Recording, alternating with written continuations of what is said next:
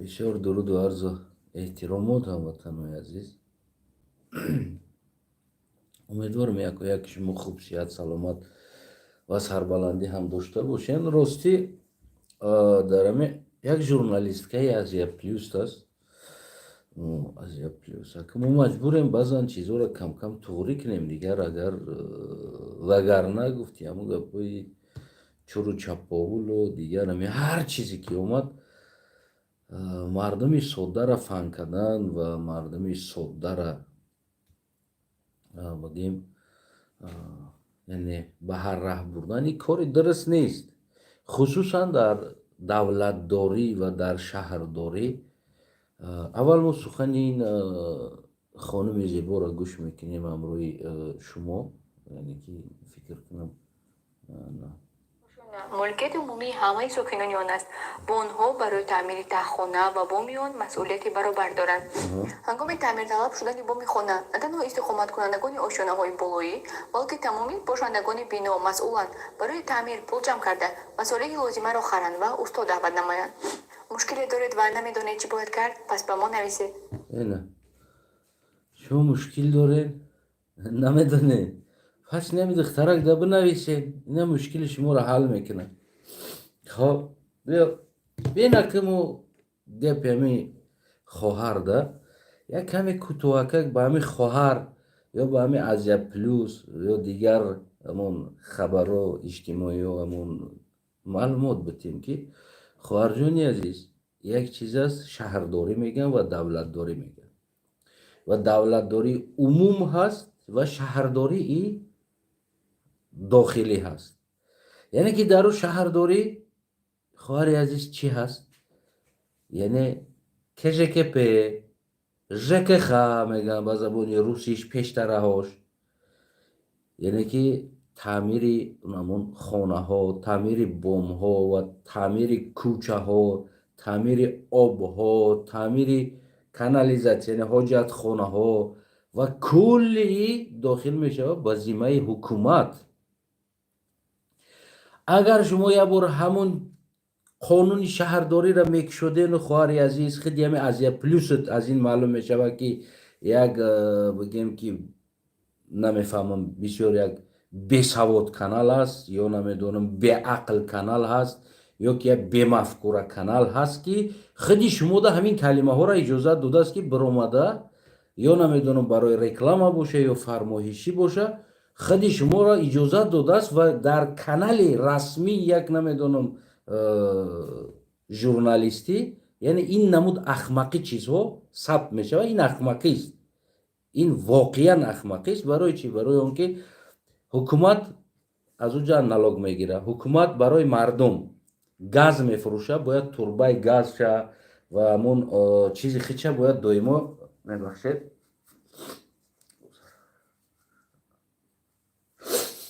کمتر مزه نیست، باید تامین کنه. برای چی؟ برای که من خریدار هستم خانه ماده گاز، حکومت تورباش میگذرونه میوره و ما از حکومت خریداری میکنم مالکیتش. اون خلاص حکومت سویت برای ما حکومت باید بگذرونه. برای چی؟ برای که حکومت میخواه مالش فروشه، ما از او خریداری میکنم. اگر که شما این چیزها را نفهمین، اگر که شما معلومات در این چیزها نداشته باشین، شما معلومات در ساختار شهرداری نداشته باشین، این چی عقلکی است، این چی احمقی است که یک رادیو، یک بگیم که азия плюс یا تلویزیون یا ژورنالیستی که ببروی بگیم این نمود احمقی را برای مردم رکلام کنه. تعمیر خانه این در کلای حکومت است. برای چی؟ برای که حکومت از اون مالکیت میگیره، پول میگیره، یعنی ماهانه و برای تعمیر، برای پرتوگاه ها، برای تمام این چیزها بگیم که حکومت پول میگیره. یعنی این مسئولیتی حکومت میشود که حکومت از شما باید ماهانه و برای همه این چیزها پول ستانه باید او را تعمیر کنه و نگاه کنه، همه او چیشه باید نگاه کنه، بعد از او حکومت پول میگیره. پس اگر که این چیز همش در گردن مردم خودی زندگی میکردگی انسان ها این چیزها بغلطن، ҳукумат барои чӣ ҳамон чӣ мегӯянд КЖКП ва ЖКХ ва дигара бигем ки пас биё мо кӯчаҳои худомонам худомон бурӯем ё ки пул ҷамъ кунем битем меруфтагиёда бигем ки кӯчаи моро бурӯ ин базимаи ҳукумат нест.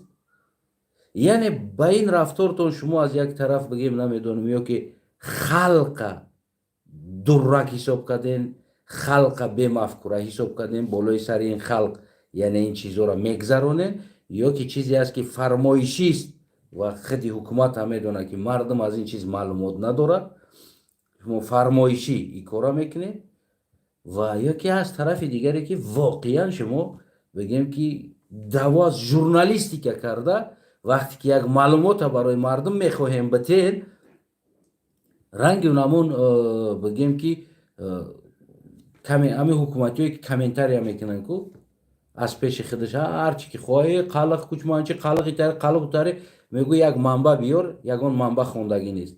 шумо ҳам унам тари канал бидаен хафа нашед як манба нахонда барои мардум хабари дурӯғ аз тарафи худи журналистики аз тарафи як канал расмият мешиноса ки дунё мешиноса ин канал мебирояд барои мардум информатсияи дурӯғ ё ки мардума борои як бигем ки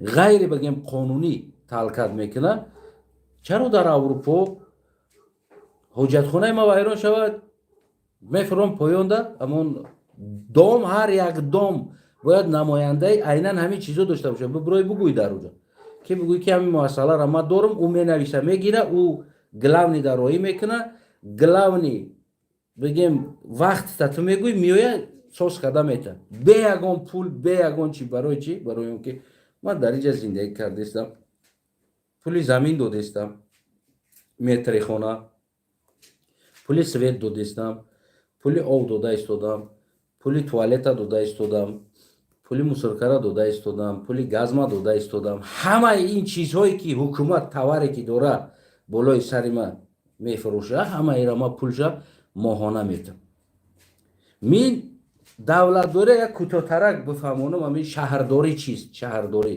шаҳрдорӣ мисли ҳамоне ки як медицински страховка дорӣ ҳар моҳ ту дар ӯ пул додан мегирӣ як миқдор кам ва агар ҳар ҷоед ки ҳар замон касал шид фарқ надорад қунут касал мешавад сарат касал мешавад пот касал мешавад жулуткат касал мешавад чашмот касал мешавад яъне ки тара барое ки ҳар моҳ дар вақти саломатӣ ту страховка додастӣ яъне ки ҳамон ҳар вақте ки ту касал шидӣ бе ягон чиз ту мераи дар балинса телефон мекунӣ меоянд хонат мегиранд мебаранд тамоми анализота мегиранд ва тура табобат мекунанд барои чӣ барои ки ту яъне ки ҳар моҳа ту дода истодӣ яъне ки худи ҳамин зиндагиам айнан анамух страховка бар ин аст худи шаҳрдориам барое ки ҳар моҳ мардум пули ҳамаи ин чизҳоро метан хелас берун аз аз буҷаи давлат барои ин чизҳое ки аз дар буҷа ҷамъоварӣ мешавад яъне ки ҷамъоварӣ мешавад аз ин боз ҷудо карда мешавад хусусан барои хонаҳо бояд имрӯза стандарте ки тоҷикистон ман чаро мегӯям ки тоҷикистон ба ягон стандарт туғри намегирад бояд имрӯз домои мо полни рост ҳамон гирду атрофаш ҳамаш таъмир мешид ва пенопласт карда мешид яъне ҳамон утеплят мегӯям ку гарм карда мешид имрӯз отоплениёи тоҷикистон бояд кор мекард имрӯз ҳазор чизҳое ки ҳаст ки дар тоҷикистон дар шаҳрдорӣ мо вуҷуд надорад боз болои и бигем як канал мега агар боми хонатон вайрон шид шумо ин маҳсулияти шумо моликияти шумост вақте ки моликияти ман бошад пас дар ӯ хонаи ман наздикӣ мада ҳукумат ё ҳукуматӣ ё намедонам касе омаданда ҳақ надорад час моликияти шахсии мардум да даромада аблава карда фарзанди ӯро гирифтан даромадан дар частни территорияш ин ҷиноят аст میگه که بامی خونه ویران شود بیا خیلی گوش کنیم بیا خواهرجان عزیز خودت بگو یه بار. چی باید کرد اگر بومی خانه ویران شد؟ بنای حکومتی بسیار روشن، ملکیت عمومی همه ساکنان است. با آنها برای تعمیر خانه و بومی آن مسئولیتی برابر دارند. هنگام تعمیر طلب شدن بومی خانه نه تنها استقامت کنندگان آشیانه های بومی بلکه تمامی باشندگان بنا مسئولند برای تعمیر پول جمع کرده مسائل لازمه را خرند و استاد دعوت نمایند. مشکلی دارید و نمیدانید چی باید کرد پس به ما نویسید. چی باید کرد اگر بومی خواهر خودش میگه شما خودتون پول جمع کنین خودتون استو فایرات کنین خودتون ماتریال بخرین خودتون تعمیر کنین.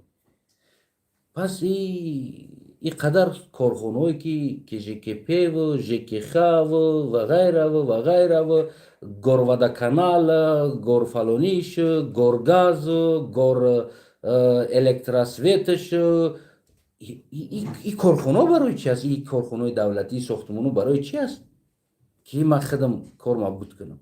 یعنی که من دعوت نکنم او را اینجا بیا وسیلی شما پول گرفتید آب مشکلی داره دوای وسیلی آب اساس که گوروادا کانال دا زنگ زده حالی اما نمیدونم نام تاجیکیش چی باشه تا بچی واسه کردن.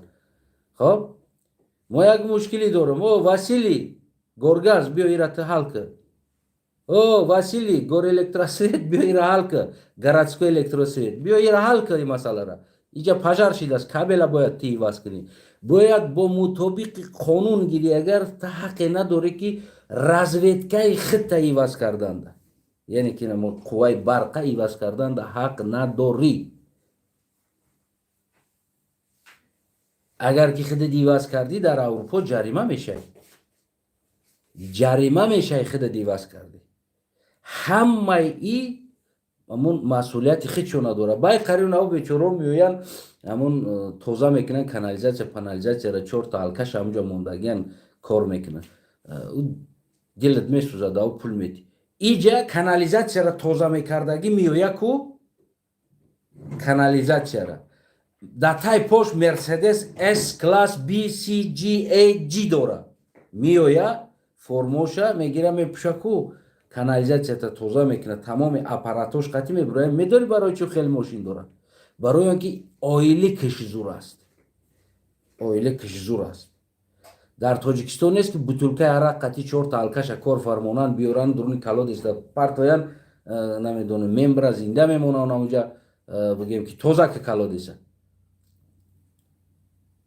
در اینجا اون توربوهایی که در تاجیکستان آب میگذره اونا وقت داشتن هر یک چیز وقت سراغ گادنس داره باید دوره امروز حکومت با طلبات این زمان باید ایواز میکرد این وظیفه جانی حکومت است نه از خلق استعمال کننده و برای خدمت هایی که حکومت بایی میکنه پول دهنده است مردم پولش میته ماهانه را میته همه معین کرده حکومت هم میسپره وظیفه دار از حکومت بیاید ایرا ایواز کنه امروز وظیفه دار از حکومت اوتیپلیت کنه داموره امروز وظیفه دار از حکومت اتاپلینی بگذارونه در این مردم امروز وظیفه دار از حکومت گاز بیاره به این مردم امروز حکومت وظیفه دار از قوای برق 24 ساعت بده.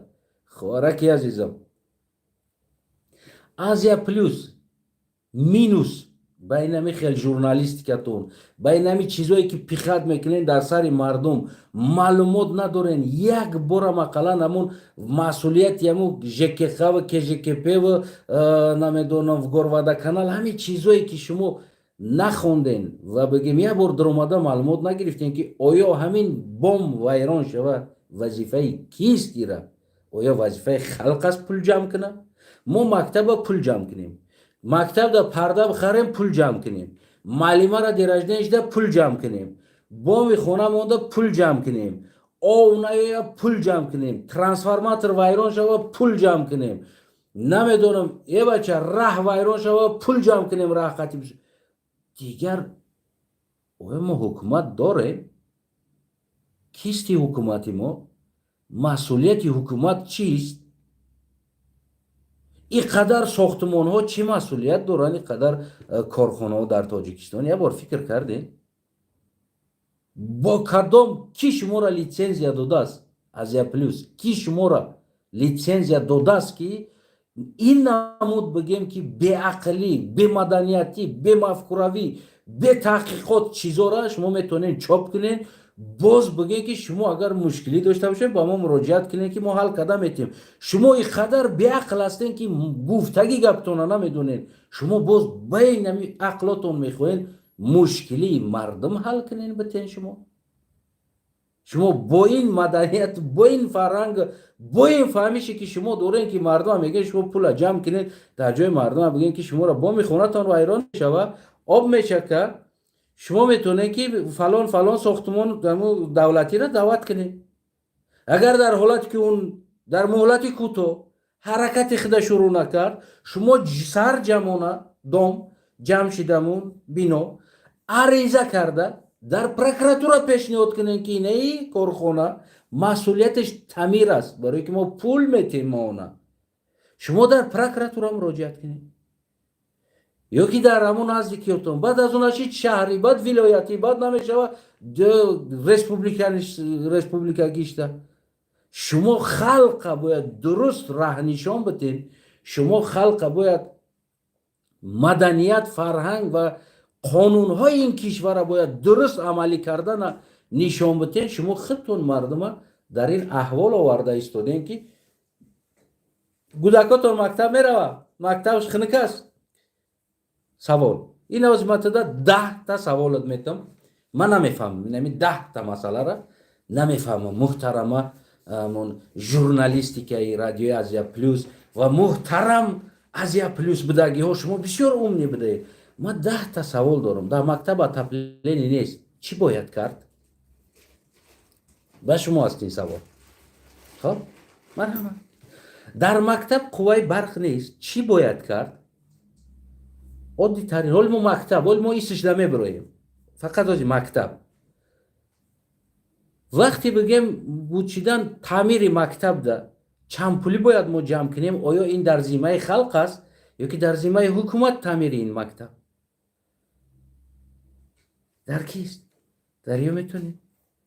باید پدر مادر پول جمع کنن تو درجدن معلمه و معلم، تو نمیدونم خریدن پرده، تو خریدن گل، تو کراسکه کردن، تو برای گلک بور نوشتن بور از پول کودک میخرن. همین است. باور کنین آسیا پلوس شما نول. وقتی که بعدی که یک انسانی که من شما را فکر میکردم کم یک مفکوره انسانی یا نمیدونم یک سواد داره، نه که بعد از چاپ کردن همین چیز که خلق شما از قانون برآورده خودتون پول جمع کنین، خودتون استاد دعوت کنین، خودتون نمیدونم تعمیر کنین، این بازیمه شما میدرویه و نمیدونم این چیز است. باور کنین نول. ما زیر کامنتاری انا همین آورده اینا نوزی میدروم تمامی اونمون مسئولیتی که ژکپ و ژکخ و گوروادا کانال گورگاز همه اینمی چیزایی که همین تعمیری بینا در گردن همو هست، ما همش همون استاتیاشون همون قانوناشون زیر همین نوار در کامنتاری هم میمونم. شما نال باور کنین نال شما.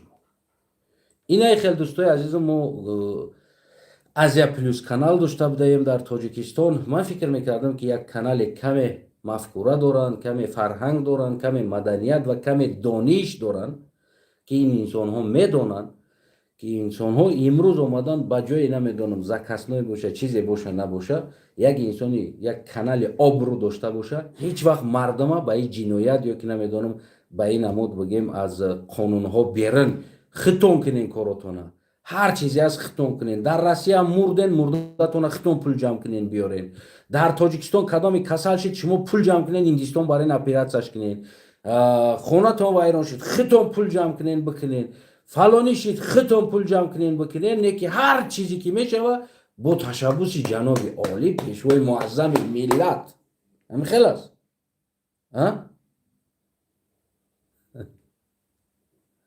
باور کنین نه اینا سواد دارن، نه مفکوره دارن، نه مدنیت دارن کو نه فکری نه در فکری ملت نه در فکری سرزمین هستن. من برای چی صد بارها میگم که این سرزمین یک حالت خطر آمدگی است. دشمنان بی‌عقل‌ها، بی‌سوادها، بی‌مفکوره‌ها، بی‌مدنیت‌ها امروز دارن خیلی ازیا پلیس روی میکنن، نمیدونم فلان کانال ها روی میکنن. برای این همین خیلی انسان ها در تاجیکستان کانال های اجازه داده میشود و خودی حکومت از پرزیدنتش سرکردگی این همین مفکوره را داره. مردی مرده تخدت بکه، سوختی خونه تخدت بساز، آو زدید ملاش میبره میگه تقدیر خدا است. کم از رحمانوف روی میخره میاد نیمی خونه را میزنه میره و مردم اقیرش هم میبره میگه شما زیدی خداوند میبره. خداوندی را نخواسته بود. ملاهاش اینه اونا ملاش اینه ازیت ژورنالیستاش اونا پرزیدنتش اینه دیپلماتش همشون باور کنین که این 0%. اینا مهارت وطنداری وطنسازی ندارن. میفهمی نمیره. برای ما اگر که شخصا من در جای رادیو پلیس ازیا پلیس میبودم نمیدونم شاید این دختر سواد نداره شما خودتون پیخت کردین این دختره یا که نمیدونم این دختر از پیش خودش کرد. به هر حال نمیدونم ما باید رئیس اولی میکردم رئیس ازیا پلیس و دیگه برنامه ریزه و غیر همین چیزایی که از عیناً همین چیزا کرده است ما اولی میکردم. ولی این حالیت دیگه شسته میگه اگر شما در کوچه دیدین کدام برقا را سوزونده است باشه شما میتونین به این رقمو زنگ بزنین و بیا ایرا جریمه کنین. خب یعنی ما کارکردی کارخونه یمون بگیم که ما ابرابط که برگ داریم کدام میگیره میبره او را اگر الو نزنی هیچ که نمیبره. تیپ میشه درون شهر ده با اونم بیچاره مادر روزی دروز میروان این طرف اون طرف میروان ایس میروان. یعنی که او را چیکار کرد او را یا الو میزنی دفش میکنی یا که او را باید کارخونه بیا بگیره برو. میفهمی نمیشه و او را هیچ که نبره و مونی تیک شوه یا که علاوه بزنی تا جریمه شوی. برای هم میگم که امروز حکومت تاجیکستان نداره یگان ساختاری که سالم باشه وجود نداره. یعنی فقط امروز مردم مثل یک گاوی جوشا چپ هم اشتراف راست هم اشتراف راستکی هم اشتراف قفا هم اشتراف خو هم اشتراف خستی هم اشتراف یعنی جریمه.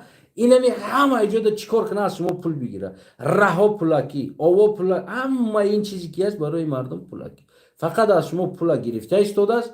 اما مشکلی از شما شید خطان پول جمع کنین خطان سازش کنین این کار شما اینجا دیگه ما کار نداریم.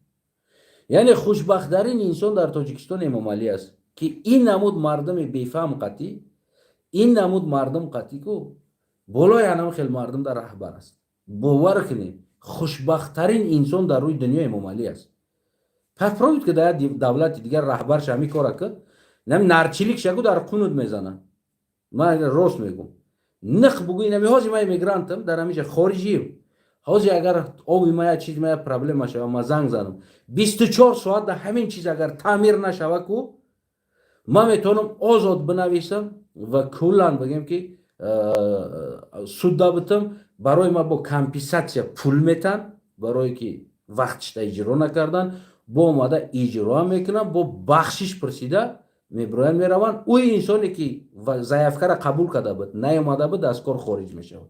یعنی این عمود استروگا کار میکنن برای همه دولت‌های اروپایی دارن پیش میروان. فهمیدی؟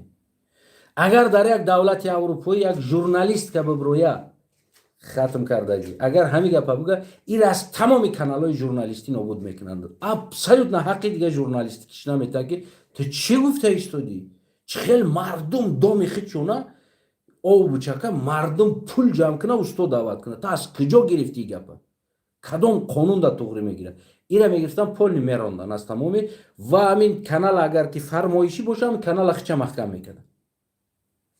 ازیا پلیس 0% سلامت باشه. فکر نظرتون از این نمی نوار دوستای عزیز بنویسین و پدیلیت کردن پادپیشکا کردن فراموش نکنین. ما از این بابت عیناً نمی ازیا پلیس یا که دیگره همین خیلی رکلام را باید کم کم بکشیم. نم خیلی مثل همین روزا وری کم کم باید بگیم از روی قانون و عدالت صحبت کنیم. سلامت سربلند خانوباد باشین وطن عزیزم. گفتی همون دلیر امام علی که انمو ژورنالیست بود. پدرود تو بدرودهای دیگر